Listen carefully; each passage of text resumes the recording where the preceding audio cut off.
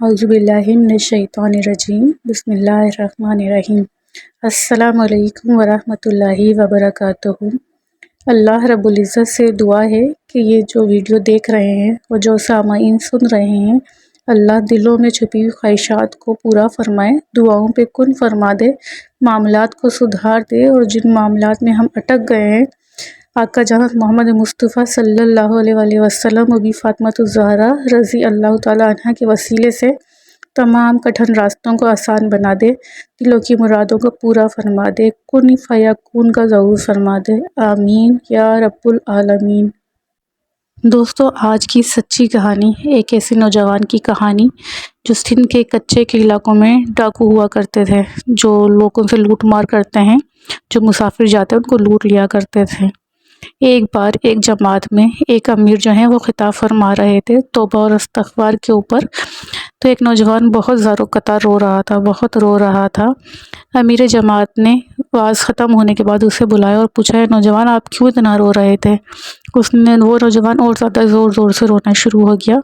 उसने बताया कि मैं कच्चे के इलाके का एक डाकू हुआ करता था, हमारा काम लूट मार करना था, लोगों पे जुल्म करते थे, जो मुसाफिर जाते थे उनका सामान लूट लिया करते थे, और जो बड़े लोग हुआ करते थे हम उनको अगवा बराए तावान पे रखते थे, और अगर घर वाले तावान नहीं देते थे या कुछ भी इस तरह करने की कोशिश करते थे तो हम क्या करते कि उनके हाथ या उनके पैर या उनकी उंगलियां काट कर घर वालों को भेज देते कि अभी तो हाथ काटा है, अभी तो पैर काटा है, फिर पूरा कत्ल कर देंगे।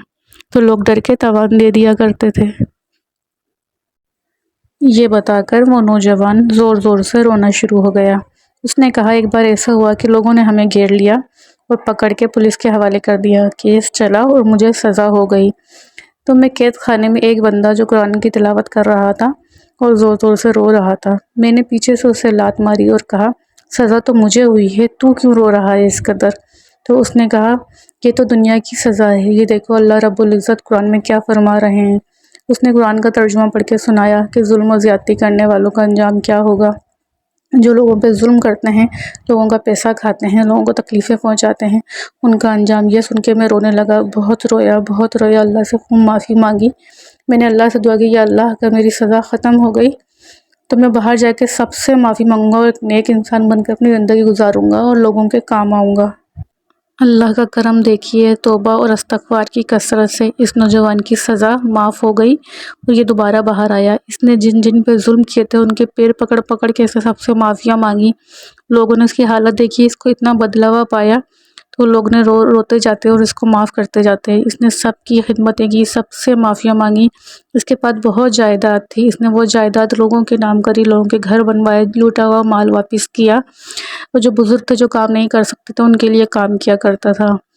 इसी दौरान ये जमात में जाना शुरू हुआ। दीन की तरफ अल्लाह ने इसका दिल मोड़ दिया। ये जमातों में जाने लगा, दीन की तबलीग करने लगा। ये कसरत से तौबा इस्तिग़फ़ार करता और रो रो के अल्लाह पाक से अपने गुनाहों की माफ़ी मांगता रहता।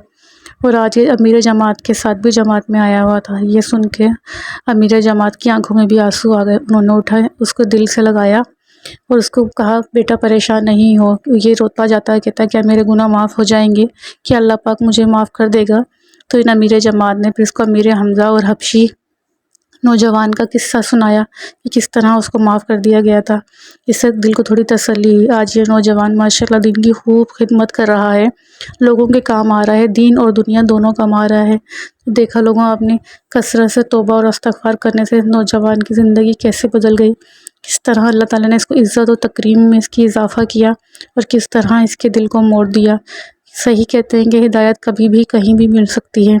अल्लाह पाक हमें हिदायत के रास्ते पे चलने वाला, हिदायत मांगने वाला और दूसरों के लिए आसानी करने वाला बनाए। आमीन या रब्बुल आलमीन।